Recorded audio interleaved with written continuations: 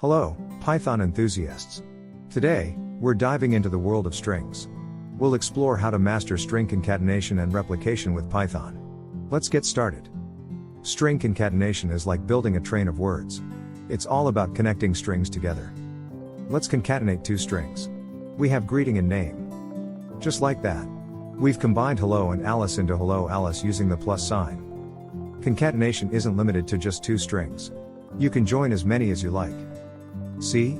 We added another piece to our string train. Now, let's replicate strings. Replication is like copying a string multiple times.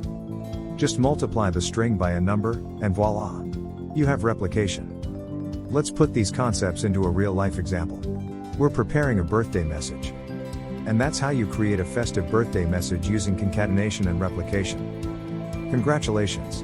You've just learned how to concatenate and replicate strings in Python. With these skills, you can create dynamic and exciting text in your programs.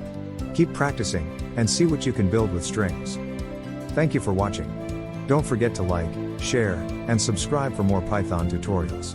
Happy coding!